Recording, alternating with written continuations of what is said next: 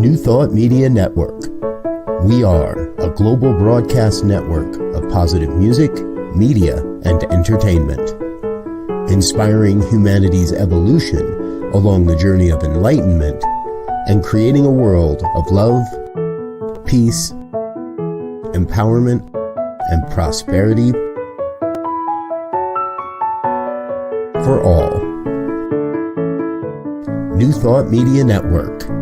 Positively inspiring.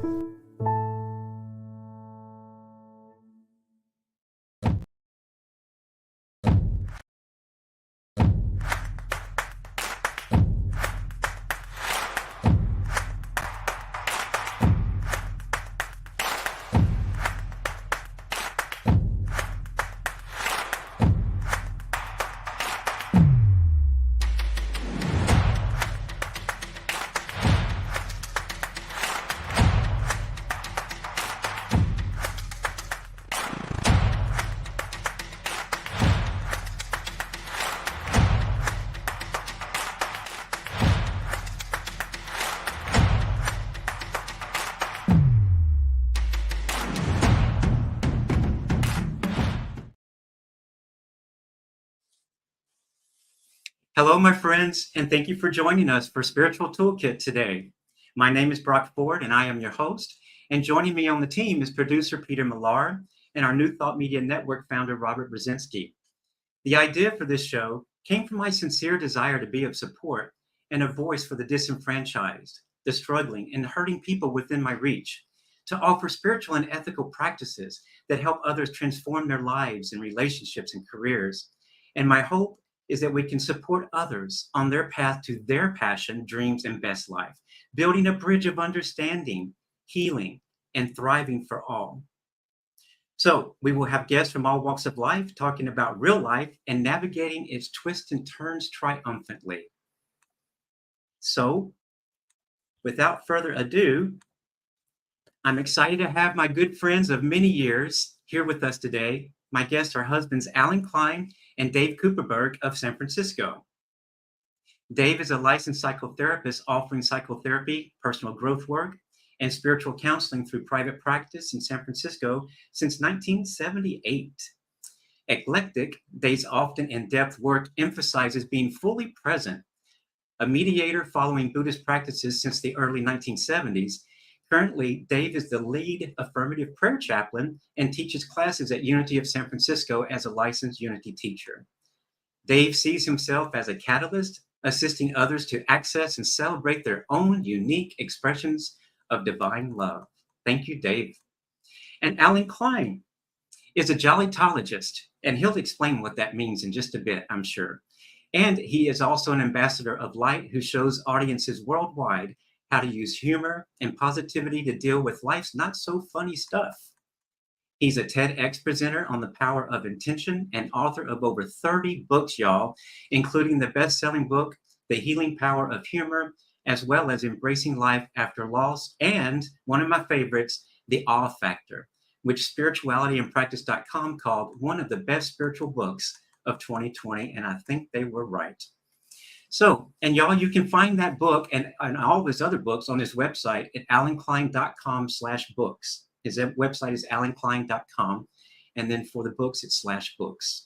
And one last interesting note, comedian Jerry Lewis has said that Klein is a noble and vital force watching over the human condition. I think that's a wonderful thing, a noble and vital force watching over the human condition. What a wonderful quote that someone said about you, Alan. So for more information, check out alanklein.com. And with that said, y'all, let's welcome Alan and Dave to Spiritual Toolkit. Hi, y'all. Hi, y'all. How are you? I'm from the South, actually, the South Bronx. Well, and I'm from the south of the U.S. So, and it comes out, Alan, you already know that. Yep. It's good to see you both. Welcome, Dave. Welcome, Alan. Thank you both for being here and honoring us with your presence and the wonderful information that you're going to share with us today. So if you're ready, are y'all ready, Dave and Alan? I'm all ready. All right. Well, let's start off with How did the two of y'all meet? And tell us a little bit about your life together. Should I start, Dave, or you want to start? However you want. I'll start since I put the ad in the paper. Um, I was looking for a relationship, and it was the Advocate, the gay paper at the time. I put an ad in. There were a lot of sexual ads at the time, but mine was not sexual. Mine said something like, I have everything I want in my life or need in my life, but I would like somebody to share it with. Hmm. And, when I was talking to Dave about this question and our answer, I thought that is a very Unity. We belong to Unity Spiritual Center. It's a very kind of spiritual, affirming request. It's not like a needy, it's like I have everything, but I want to share it. Mhm. And so it was a very, didn't realize it at the time, but it was a very positive kind of affirming, asking the universe for what I wanted. Mhm. Well, you put it out there, and look who showed up. Well, This wonderful person, yes. I was going to joke that I answered the wrong ad, but that wasn't really what happened. Well, he would have gotten that back then, probably too. But at any rate, Dave, why don't you fill us in a little bit more about your perspective of it? Well, I was at a time when I was looking for a relationship, and as a therapist, I felt like I shouldn't have to answer an ad. And then I realized, if you want something, you go for it, whatever it takes. And back in prehistory, we didn't have the internet. So if you were answering things, you were doing it by mail, postage mail. I mean, you could do by phones, but those were not set up for direct phone lines, which for good reasons. And so I figured I was going to, and I said, I'm going to force myself to answer one ad out of this Advocate, because that was the only thing that had gay ads. And as Alan said, most of them were rather sexual. I mean, I always joke about the ad that says all these very explicit sexual desires and demands, and that adds a P.S. possible permanent relationship at the end. Obviously, the emphasis is different. So, but what he said was unlike others, he felt like he had what he wanted, and he wanted to share it. That it wasn't somebody to fix me, to change me, to do all that. I get paid for that stuff. And that's why I answered it. Mm-hmm. So I think the funny thing is, Davis said, we've been together 43 years, Brock. I did not know that. Wow. And Davis tells other people, I wasn't his type. Dave, what was not your type for him? Well, I mean, it wasn't like there was, I had a specific type. I learned not to do that, because as soon as I thought what type A was it, I would be someone with B would be the one who I'd get involved with. That was getting kind of crazy making, but I didn't feel like there was like, it wasn't like stars going off and fireworks and all that, but it was really comfortable being with him. And I didn't decide I wanted to be with him. I decided I didn't need to decide, just see where it goes. Mm-hmm. I could live to it. Mm-hmm. And I think what happened part of what happened during that time was that I watched when I would go with him to meet people. He was working at Holistic Life University then. In particular, I remember coming in and watching people's face light up when they saw him. And that's not something you put in an ad, but that was really powerful. So it shows that he was obviously affecting people back then very strongly. In a positive way. And for me, Brock, I had a young daughter. She was about 12 when you met her, Dave? 12 and a half, yeah. And I noticed how they two related, how she really took to him, and how he took to her. And they were very playful together. And so that was a big plus. And I think the biggest plus, which still 43 years later, we laugh a lot together. We did then and we do now. And it's a really essential, I guess, thing in our relationship. I can say that just from knowing you over the last 20 something years, however long it's been quite a while. I've always admired both of you for your relationship and the way you interact with each other. And I've been to your house lots of times too, for dinner and meetings and things like that as well. And just the way that you're both so casual with each other, and the love just shows, it just emanates from both of you. And I always have felt that you're a role model for people in the gay community of what a relationship can be. And so at any rate, I've always enjoyed just watching both of you. So thank you both very much. And Dave, I'm glad you answered that one ad and decided to meet this old man and and go forward. Right. So The other thing, Brock, it showed me is that, and that's actually my TED Talk is about the power of intention. mhm, Is by putting it in writing, I put out my intention in the world. And it's happened over and over and over with me, with my career, with my relationships, with my spiritual being, putting out what I visioned for myself in the world, and it happens. I manifest it. mhm. Yep, Um, yeah, so it's and so that's the big important. power of visioning, already seeing it done, right? And seeing what and feeling that feeling that it's complete and done. And then it just manifests right into your life. Right, right. And What- sometimes it doesn't. I wouldn't say 100%, but more than not, it does. And Well, for it me, did with this one. it was a little different take on that because it wasn't. I had written out what I wanted in a relationship and in a man, and I had like lists, and I worked on that. And then when I met Alan and I said, well, maybe we'll be just friends, I looked at my lists and I realized he met a lot of them. He gave me things to add to the list. and I said, I don't have to marry him right away, but either I have to change the list or I have to give this more time. So that was really coming from myself rather than somebody else telling me what you need in a relationship. What, Dave, since you said that, Yeah. what is one thing that just really made you say, yeah, this is it. I'm going to go for it. We're going to do this. Well, first of all, there was the playfulness. I was really feeling a need for more playfulness in my life at the time. And the way we laughed, and one of the things I didn't have on my list was around the laughter and all that. And it was very obvious that was part of what was going on.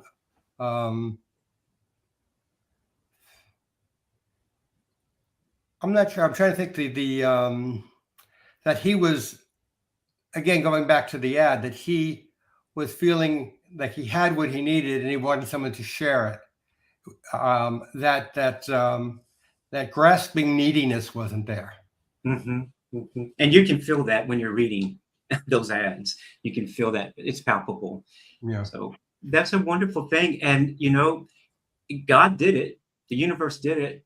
Y'all put it out there. You set your intention, Alan. And Dave, you wrote it down. And the two of you are together. And what a wonderful world it is because the two of you are together.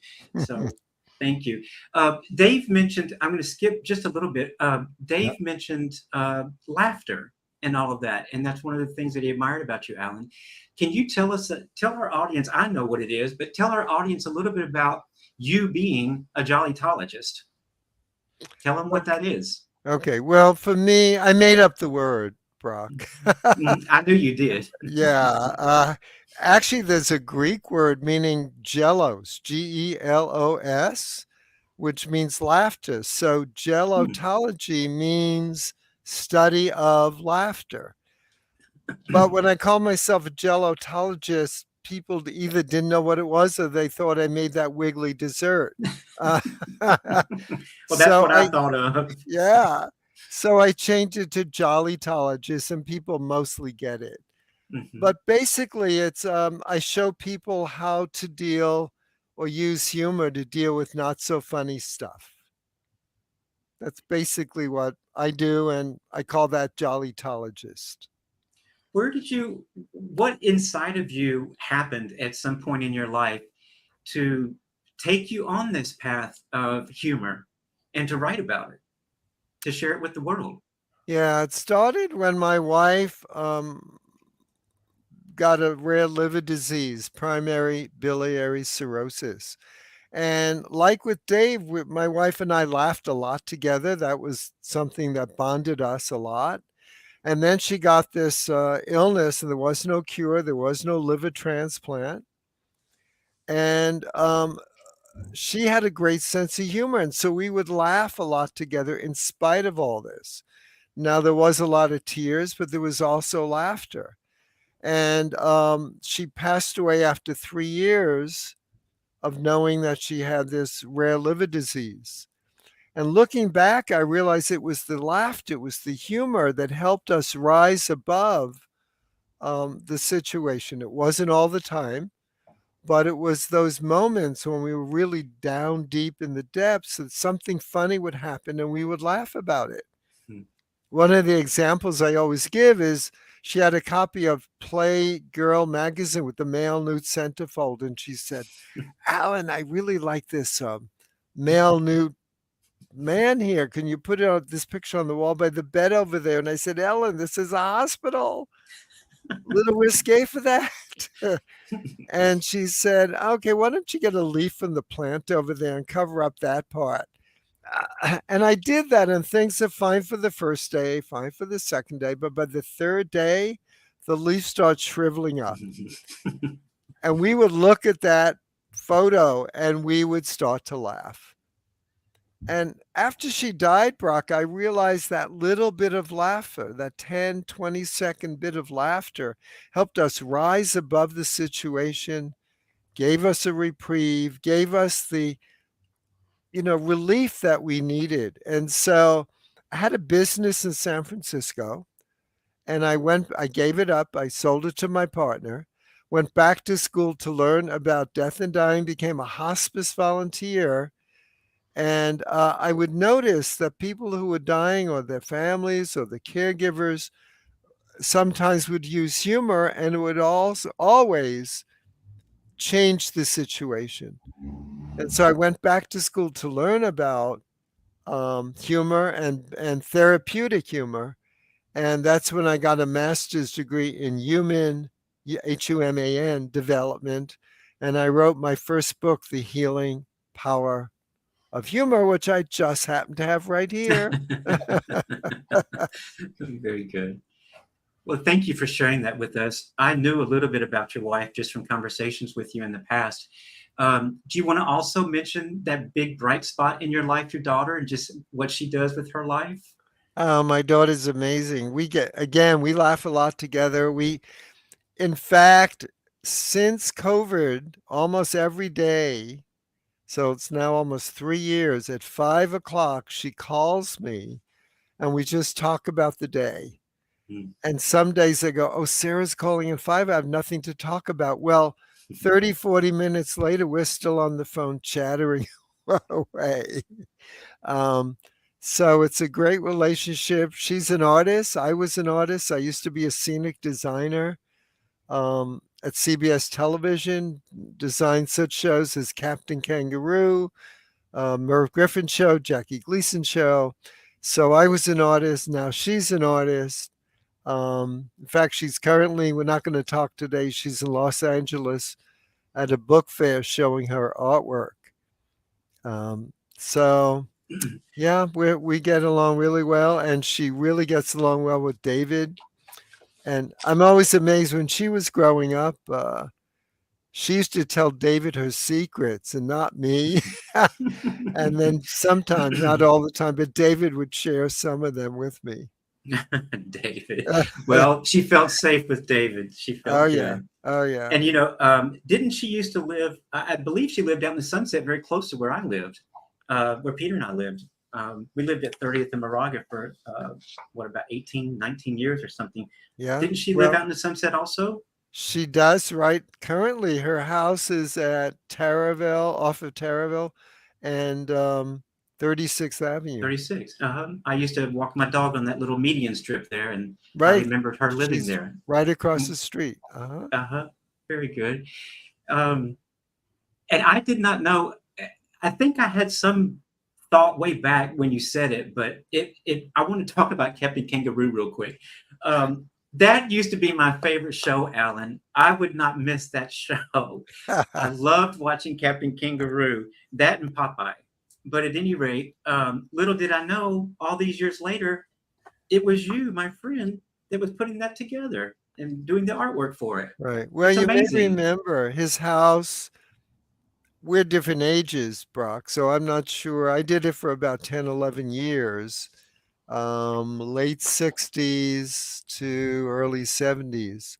But I call the house Tinker-Toy Victorian because it had a lot of balls and spindles and looked like you'd taken a Tinker-Toy set and put it all together to make the captain's house. Well, that was a big bright spot in my life. So thank you for being a part of that. Yeah. Talking about your wife sort of brought in the spiritual aspect for me, listening to you, and how laughter is a spiritual thing as well. But share with us, both of you, actually, Dave and Alan, share with us a little bit about how your spiritual path began and what that looked like, and that brought you to Unity in San Francisco. Yeah, well, I think we had started with different spiritual paths, and then we've come together. So we were both we're both Jewish. We've gone to synagogues. It really wasn't our cup of tea. We were both bar mitzvahed. I don't remember a word from my bar mitzvah because it was all in Hebrew. I had no idea what it meant. So I was kind of looking for a spiritual path that kind of meant more to me.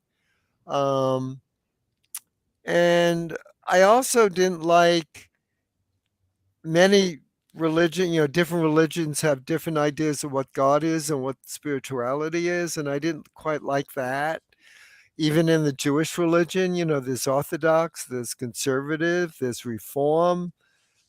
And some may say they're better than others because they pray more. If there's one, I always believed there was one God. And so that none of that worked for me. And then I found Unity. In fact, David and I went to a friend's wedding at Unity in Palo Alto. And I think we went there once again. And I love that the minister was talking about Moses, Buddha, Christ. He was bringing in all of these religions. And I love that. And so David and I explored Unity in San Francisco on Bush Street. And we didn't care for the Reverend at the time. And so I went and looked at the one in the avenues. They didn't have a minister, so I didn't go back there. So we still were searching. And then one day I got a email or phone call, I think at the time, from a friend saying, they don't have a minister on Bush Street and he's going to be a speaker there. Would I come and hear him? And so I was just becoming a speaker at that time. And so I wanted to kind of see what other speakers do and kind of hone my craft and learn how to be a better speaker. And so I'd go there every Sunday. And then we did get an interim minister, Reverend Sonia Milton, who I loved and who actually was Jewish. So that she got a star just for that. But she was such a great person. And I just loved the lessons every Sunday.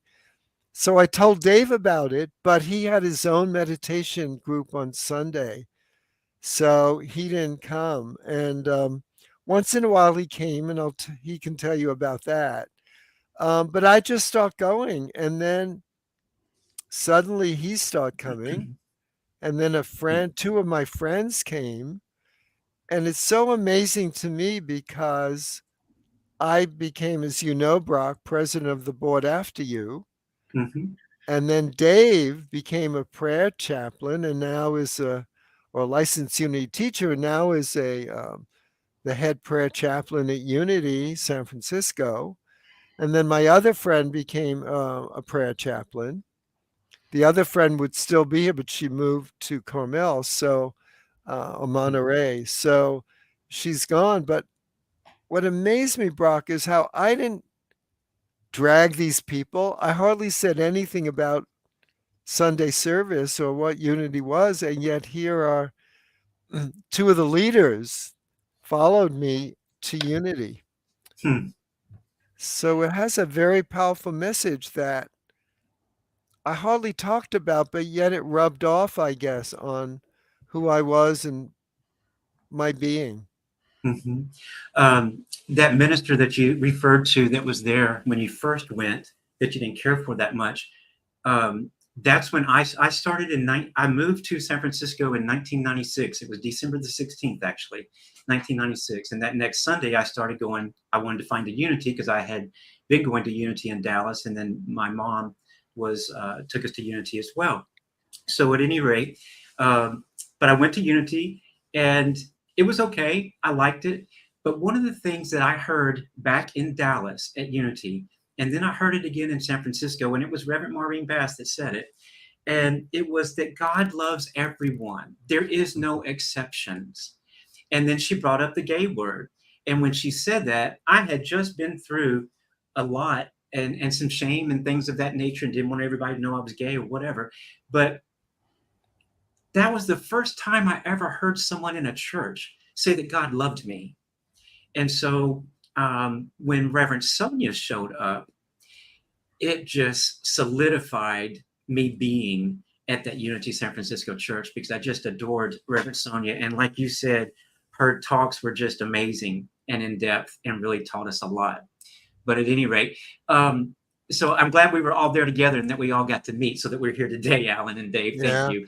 By the way, Brock, you just said God loves me is one of the big messages. And we saw there is a film on YouTube, if you haven't seen it, of Maya Angelou saying how she found Unity, and it was Unity San Francisco. And she said, because what she heard was just what you heard, that God loves me. And when she heard that, this is an interview with Oprah. And when she heard that, it like turned her spirituality around and she started to follow Unity. That one same message that you heard.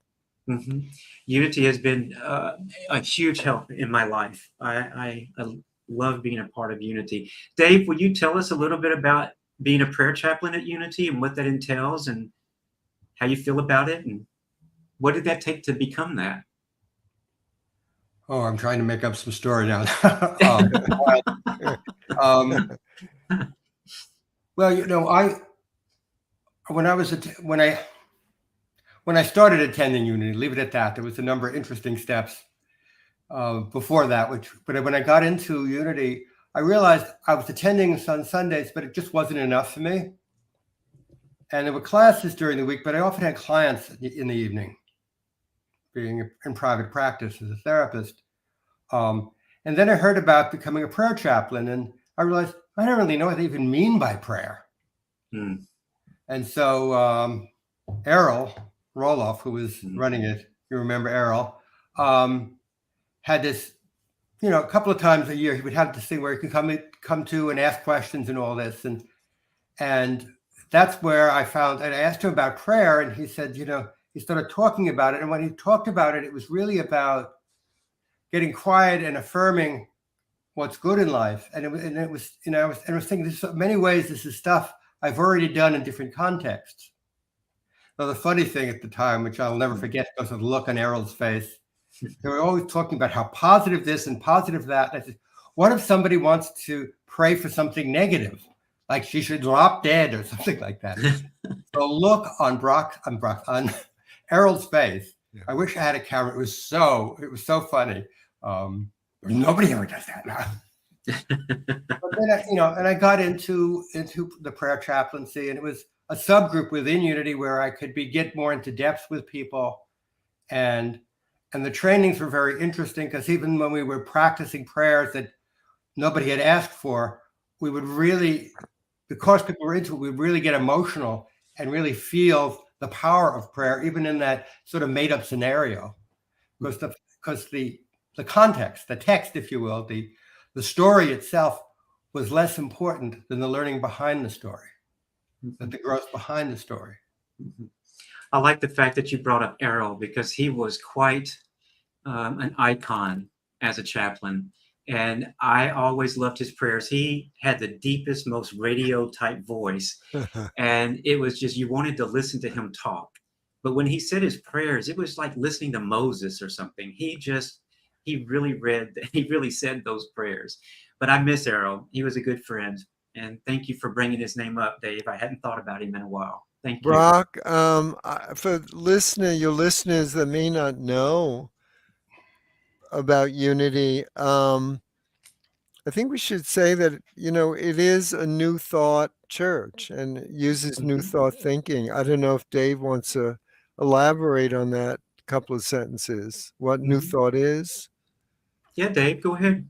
It's been a while since I took my classes and all that, but New Thought came out of I sort of think of them as refugees from more fundamentalist religions in the second half of the 1800s. And Unity was by Myrtle and Charles Fillmore, were a couple of people. There were several of them. And I'm losing my focus here. Unity didn't start as a church. It started as a healing practice.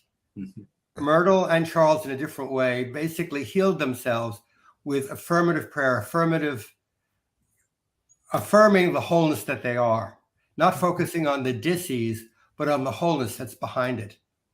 And by doing so, Myrtle healed herself. I don't know if they had a name for it at the time. People believe it was, was it tuberculosis? I think they thought it was. It was TB. We don't know for sure, but it was uncurable at that point. So she was not expected to live very long. She'd had it most of her life. And after a year or two of that, she was fully over it. And so, and it became a church because people wanted more instruction, more how to live that life more. And it's very powerful writings. One of the, sometimes I'll speak about Myrtle because I think it's phenomenal what she and Charles both did to bring this movement to us. But Myrtle, when I talk about her, she sat in front of her mirror in her bedroom for 2 years. I think it was 2 years. And she would do it for 4 hours a day. Now, I don't know if she took breaks or what, but she sat there and she saw herself healed in that mirror. And she would speak to her body affirmative things, words. And then she also said, I'm a child of God. There's no way I can have disease.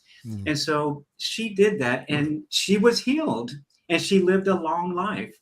And Charles, the father of Unity, one leg was shorter than the other. And his leg grew a couple of inches. So at any rate, but it's the power of what you said earlier, Alan, the power of intention, the power of our thoughts, the power of our heart and our feeling nature to bring things into our life or to live and be a certain way. So part of that healing process, people talk about healing, and if you're going to do an affirmation and it could happen instantly. Well, it could happen instantly, but frankly, I don't believe that's really how it happens. It may be manifested, come to completion in a moment, but it's more like Myrtle's thing, where that becomes part of your life. You start revisioning and seeing yourself as whole. And the more that becomes real to you, in a sense, the body catches up to it. Exactly So, true. But people want an instant healing, which is like TV dinners. And I think what happens, particularly with physical healing, when we have that more positive image and we start working with that, it doesn't just work on a physical level. Our whole attitude towards life becomes more positive. I think whether we're talking about healing or prosperity or other things like that, they're really all talking about the same thing, the same process of seeing the wholeness and the love and the oneness, which is another aspect of it. Thank you, Dave. Those are beautiful words and so true. And thank you for sharing that. Y'all, what we need to do real quick is take a little bit of a break. So Peter, if you'll take us out to break, we'll be back on New Thought Media Network, the Spiritual Toolkit, and Dave and Alan in just about 3 minutes. All right?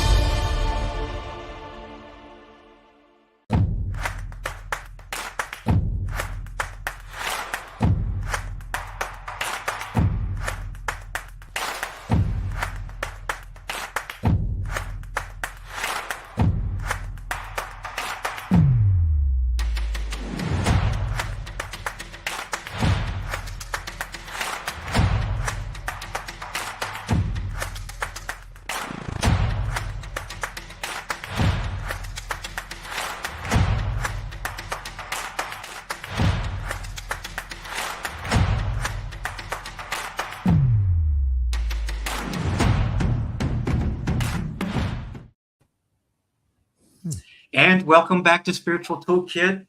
I'm Brock Ford and my guest, Alan Klein and Dave Cooperberg. Welcome back.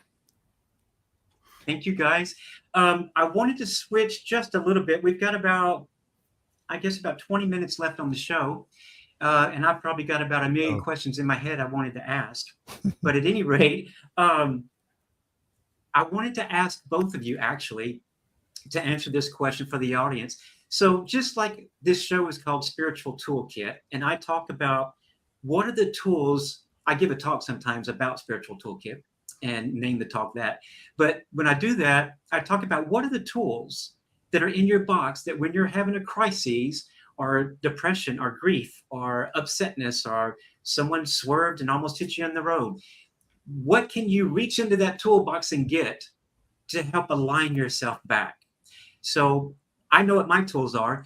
And Alan, what are some of the tools that you use, spiritual tools, new thought tools, that help you with your life, with your jollytology work, your writing? And then Dave, the same thing with you, with your psychotherapy. Do you utilize spiritual principles and tools and practices in your dealings with your clients? And now I'll shut up and let y'all answer.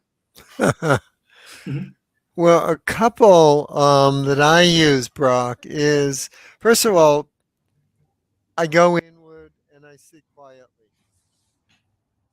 You know, even if I'm about town, I can just stop, close my eyes, or even keep my eyes open, take a few breaths and go inward. Because I know that the answers are inside of me. You know, I know that from unity that God is out there, but it's also within me. And so I go in and ask whatever question I want. I always get the right answer for me. So that's one of them I use. The other is I've learned, you know, I just turned 85, and I learned over all those years that it may whatever's happening at the moment may not be something I like or may seem terrible, but I don't know why that's happening to me. But what I do know is that down the road, there will be some meaning for what just happened. And often that meaning shows me why that happened to me and why that was important for my life and for my growth. So those are the two that come. I have a lot of others, but those two that come to my mind immediately. Thank you for sharing that. Dave, what about you? Do you utilize your prayer chaplain work and things of that nature and knowledge that you know with your psychotherapy? Never. Yeah. Okay. Well, tell me more. Well, first I want to say, by the way, that I've been a therapist for many years, and I was involved with Buddhist communities, Zen Buddhism, for many years. And I'm now involved with Unity for, I don't know, over 10 years, leave it at that. I don't know quite when that started. But, and I realized all my life, I've used everything I have. And the boundaries between what's psychotherapy, what's spiritual growth, what's human growth,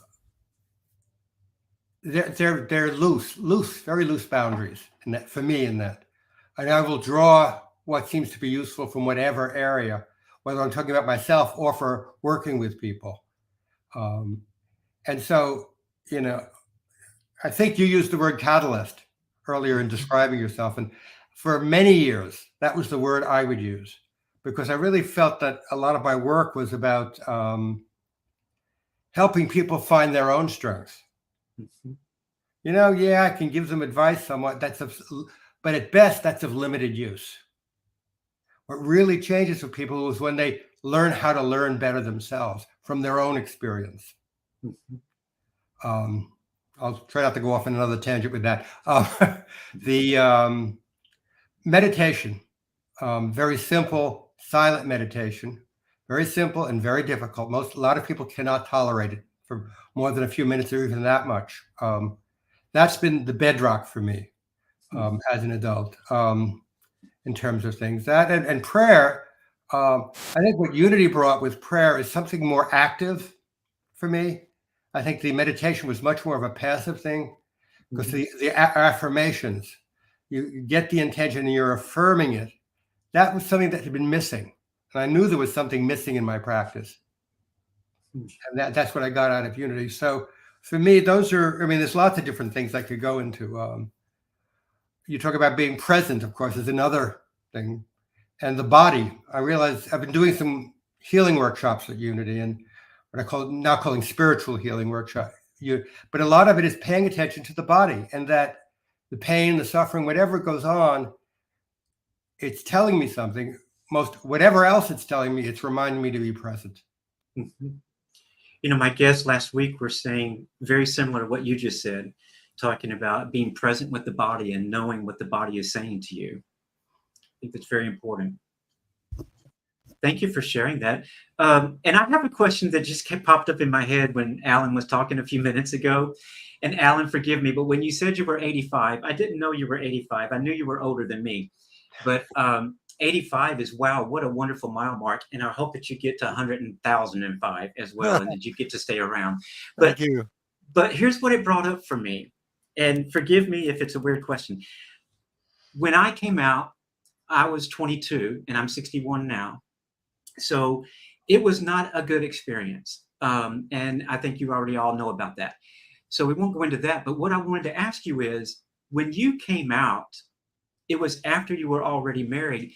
But what was your experience and coming out? And was it difficult in that day and time? I know that was like 50 years ago or something. Is that right?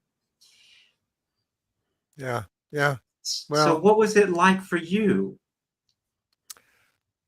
Well, you know, I had been carrying that around, being gay, since I was 7 years old. You know, I knew it somehow.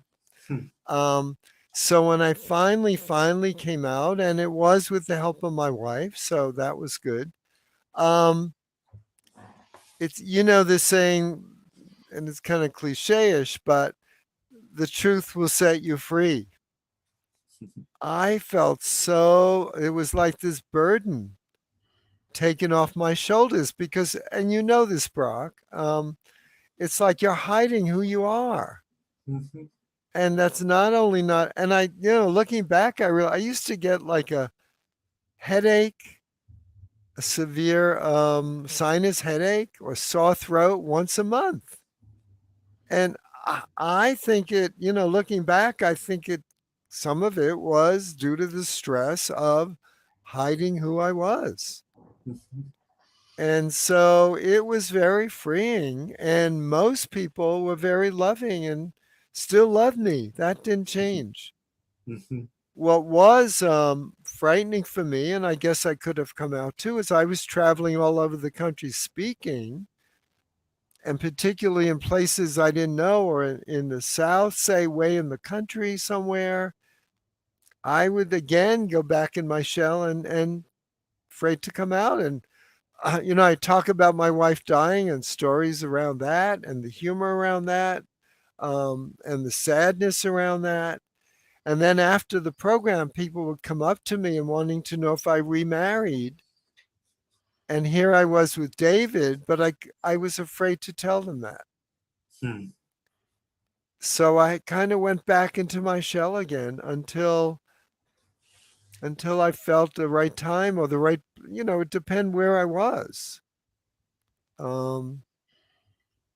Because, you know, then there were, you know, you hear in the news the Matthew Shepard incidences. So again, I'd be frightened again, you know, to tell people in places I didn't know who these people were, how they'd react to me. Exactly. So it was an in and out of the closet at times. And look at you now. Thank you for sharing that, Alan. I just wondered what the different perspectives was from like my growing up, my coming out. You know, I had to leave town under the threat of death. So I left and started a new life in Dallas. And life just happened, and it's been wonderful ever since. I'm very thankful for it. And it took me a long time to forgive my family, but it finally did happen, and it happened while I was in seminary because they said I had to forgive everyone. And I'm like, even those people, and I did. And my life became better because I was able to forgive that, even though some of those people are dead and gone. I was able to forgive. But Dave, what was your situation when you came out? How did your family react, and your friends? Well, coming out to whom, as I say. Well, when you decided to be gay and let everybody know it. Well, I felt like gay decided me. I think it was Okay. doing acid in New York City when I was in college. I had to come out. That's part of what came. I started having basically. I had an anxiety attack on acid.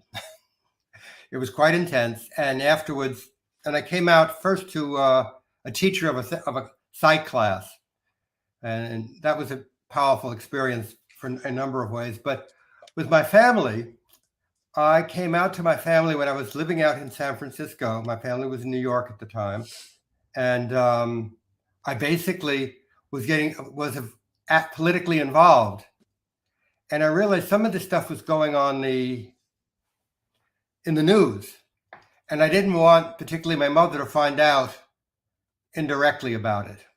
I remember thinking of a friend of my mother's who was a real bitch. She did some nasty stuff later, but I could see her telling my mother in the most painful way.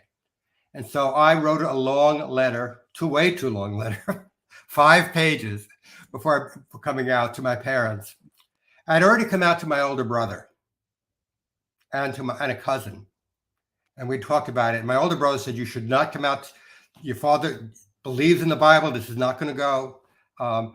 That wasn't my father, and it wasn't how he reacted. My mother lost her voice, but that was true about anything related to sex with my mother. So basically, I came out because I realized I wanted it to come from me, not from someplace else, and that's how I came out to my family in the end. Thank you for sharing that. Sometimes that's hard, just thinking back about all of that and taking me back to 39, 40 years ago, whatever it was. Right. So at any rate, and some people have wonderful experiences coming out. Their families just embrace them. And these young kids these days, I'm doing a workshop, 2 workshops on diversity. And this last one is navigating the path of diversity in religion. I just did that at the Unity of Vacaville. And these young kids just amaze me at the knowledge they have, at the intention that they have, and that they are not afraid to be who they are. It wasn't like us being in the closet and being scared to tell anybody. And I'm learning so much from these young kids today. And I even consulted 2 young kids to help me understand more about the terminology and trans and the feeling nature of it all. And then I wrote a workshop about it. So we all have our own path and our ways that we came out, and the support that we had and the support that we didn't have. But what I would like, we've got like 7, Peter, I think we have like 8 minutes left. Is that right? Something like that. Alan, would you be willing to, well, first I want to last thoughts from both of you, but also Alan, before we do that, would you be willing to read a portion of your writing? I would. Oh, good. We mentioned that I might read 2 from both books, Healing Power of Humor and The Awe Factor. But I think that's the time, and this is about a page. I only read from the Healing Power of Humor. All right. Well, then you'll just have to come back another day, another month, and do the rest. Okay. And the little jingle that was on when we had the intermission or the break, kind of this is perfect for that, this reading. And this is from one of the sections in the book called Attitude, Whistle a Happy Tune. Back in the Middle Ages, according to a story told by educator Edward Pulling, a dispatcher went out to determine how laborers felt about their work. He went to a building site in France. He approached the first worker and asked, "What are you doing?" "What, are you blind?" the worker snapped back. "I'm cutting these impossible boulders with primitive tools and putting them together the way the boss tells me. I'm sweating under the blazing sun. It's backbreaking work, and it's boring me to death." The dispatcher quickly backed off and retreated to a second worker. He asked the same question. "What are you doing?" The worker replied, "I'm shaping these boulders into usable forms, which are then assembled according to the architect plans. It's hard work, and sometimes it gets repetitive, but I earn 5 francs a week, and that supports my wife and the kids. It's a job. It could be worse." Somewhat encouraged, the dispatcher went on to a third worker. "And what are you doing?" he asked. "Why, can't you see?" said the worker as he lifted his arms to the sky. "I'm building a cathedral." Mhm. It's such a wonderful story because, what do we do all day long? Whatever it is, whatever we do, are we just chopping up rocks? Or are we building a cathedral? Or even our interactions with people. Mhm. I remember when I first moved here, there was a carrier that would distribute the newspaper, a black man, and he was the most interesting, fun. He would often give me free newspapers, but he just loved his job and interacting with everyone he gave a newspaper to. And I thought that was such a menial job, but look, the job didn't matter. It was how he did his job. And it's a real lesson. This story is a real lesson for me. And like, how do I live my life? And so that's why I wanted to read it. Well, I'm glad you did. And those are wonderful last thoughts. Thank you very much, Alan. Appreciate that. Thank you. Dave, would you be willing to do one of your prayer chaplain duties and to pray us out today in closing the show? And before you do, well, first, yes or no? Yeah.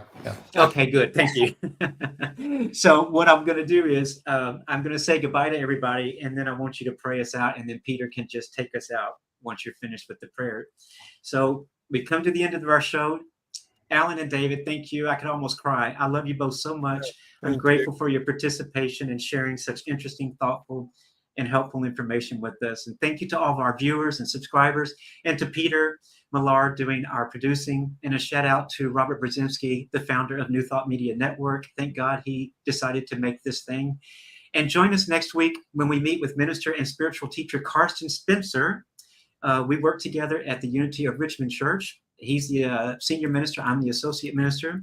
And to make sure to check out all the other great shows, and y'all, there's a lot of great shows on New Thought Media Network at ntmedia.org. So I wish everyone wonderful blessings. Good night. Have a wonderful week. And Dave, if you would, pray us out. Okay. And taking a few moments apart, you can close your eyes or not. Take a few slow, deep breaths, breathing in relaxation, and with the exhale, releasing all unnecessary tensions. We have just spent some time together, sharing ideas, thoughts, experiences, understanding of the divine, understanding what a spiritual path is from different perspectives, looking at diversity and how different people take the challenges in life, and rather than build resentment, open up, using them as opening up to allow the light to shine that is within each of us. So we give thanks for taking this time apart to share with one another, to share the love and the light and the knowledge that we are each growing in as long as we are alive, with our eyes open, loving, and present. And thanks for this, we say, and so it is. Amen.